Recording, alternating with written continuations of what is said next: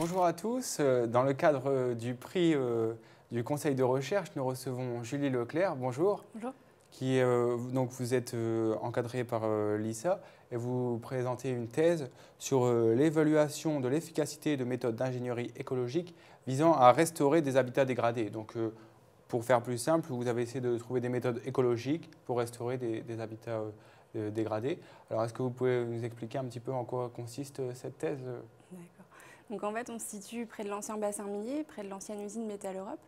Et donc dans ce secteur-là, on a des pressions anthropiques qui sont très fortes, avec par exemple l'urbanisation, des grandes zones agricoles.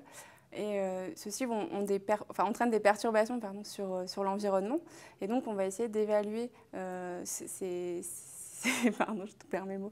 On va essayer d'évaluer donc cette dégradation des milieux. Pour essayer de la restaurer en fait. C'est une des priorités sur le secteur, essayer d'améliorer les choses pour que ça fonctionne mieux. D'accord, vous dites le secteur, c'est où? Donc l'ancien bassin minier de façon générale, près de l'ancienne usine Métal Europe. Donc c'est une ancienne fonderie de plomb en fait, qui a rejeté beaucoup de métaux lourds dans l'environnement. Ah oui. Et du coup, il y a des conséquences dans les sols. On a par exemple un ralentissement de la dégradation de la matière organique et une contamination en métaux dans les sols qui est très forte en fait dans le secteur. Et donc, comment vous avez trouvé des techniques pour essayer de justement éjecter ces métaux? Alors les éjecter, c'est compliqué. Ouais. L'idée, c'est de déjà faire en sorte qu'ils ne bougent plus dans le sol pour limiter les risques en fait. Parce qu'ils descendent sinon. Voilà, Ouais. soit ils peuvent être emmenés par les poussières dans le sol et donc se déplacer sur des kilomètres et des kilomètres, soit ils vont pouvoir passer dans les nappes phréatiques, donc arriver dans l'eau et là encore se déplacer. Donc l'idée, comme c'est des grandes surfaces qui sont touchées, c'est déjà de stabiliser cette pollution, c'est-à-dire qu'elle reste dans une couche de sol. Nous, on sait qu'elle est là.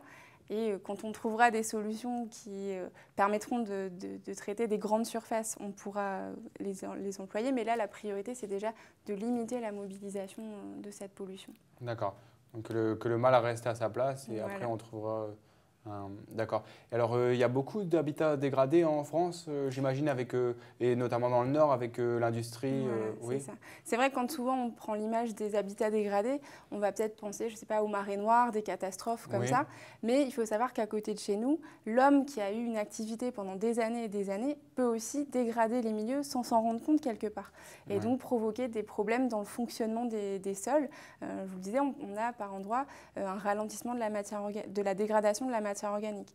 Donc pourquoi ce processus est modifié? Sachant que ce processus est important puisque la dégradation de la matière organique, c'est elle qui va du coup apporter les nutriments pour les plantes qui peuvent grandir, etc. Donc on a des problèmes en fait. Et donc nous, on essaie de voir pourquoi ça ne fonctionne pas à ce moment-là. Qu'est-ce qui est responsable de ce dysfonctionnement en fait. Et le plus compliqué en plus, c'est de combattre quelque chose de dégradant pour la nature avec la nature, puisque vous avez une démarche écologique.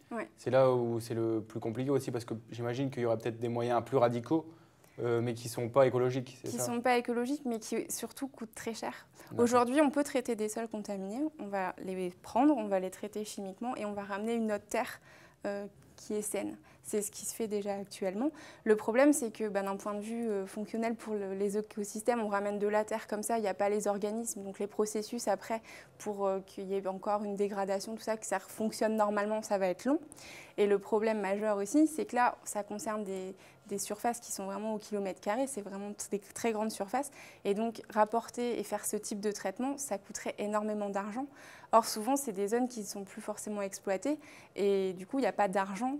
Les collectivités ou les agriculteurs qui ont ces parcelles n'ont pas d'argent pour faire ce type de traitement derrière. D'accord. Et donc, comme méthode écologique, vous imaginez quoi pour l'instant? Nous, on s'intéresse surtout à l'idée de reboiser, en fait. Utiliser des végétaux pour restaurer ces habitats dégradés. Donc déjà, en mettant des végétaux, on va avoir une couverture au sol. Donc la terre sera plus à nu, donc il y aura moins d'envol de poussière. Donc c'est déjà le premier point. Et ensuite, l'idée, c'est aussi de trouver des revenus, des sources de revenus pour les parcelles agricoles, par exemple, qui ne peuvent plus être utilisées aujourd'hui à des fins agricoles parce qu'on a des teneurs en métaux qui sont au-delà des valeurs réglementaires, donc on ne peut plus vendre notre production agricole. Donc là, c'est essayer de trouver des solutions pour les agriculteurs qui puissent avoir une nouvelle source de revenus. Et donc, l'exploitation du bois, ça pourrait être une idée, en fait. Donc comme ça, on limite les risques sanitaires, on limite la propagation de la pollution, et dans le même temps, on essaie de trouver des solutions pour les agriculteurs qui puissent avoir une source de revenus. Et dans le même temps, ça profite aussi à la biodiversité, Bah oui, puisqu'on aura des espèces qui sont plus favorables pour eux, pour la biodiversité. Et donc vous espérez, là vous êtes sur la thèse, vous espérez mettre ça en place dans la réalité pour quand? En fait, nous, on n'a pas accès à ces parcelles. Donc l'idée de ma thèse, c'est plus de proposer des préconisations en disant, ben voilà, moi j'ai étudié autant de parcelles, je me rends compte que le sol, il fonctionne de telle façon, avec ces telles conditions. Et donc là, vous avez une cinquantaine d'hectares que vous ne pouvez plus utiliser à des fins agricoles. Ben, moi, je vous propose de faire ce type de plantation parce qu'on se rend compte que ça fonctionne bien. C'est plus ça. C'est plus faire des préconisations pour le futur. D'accord. Et pourquoi pas ailleurs, si c'est les mêmes types de sols, etc. Mais, donc vous allez transmettre à qui précisément alors ce travail? Bah, là, nous, en fait, mon projet s'inscrit dans un programme de recherche plus large qui est financé notamment par la région.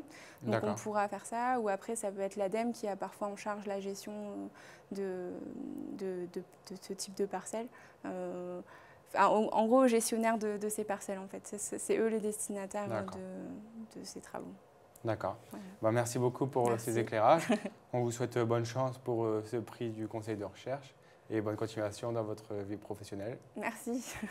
Merci à tous de nous avoir suivis. On se retrouve très bientôt pour une nouvelle thèse et un nouveau candidat.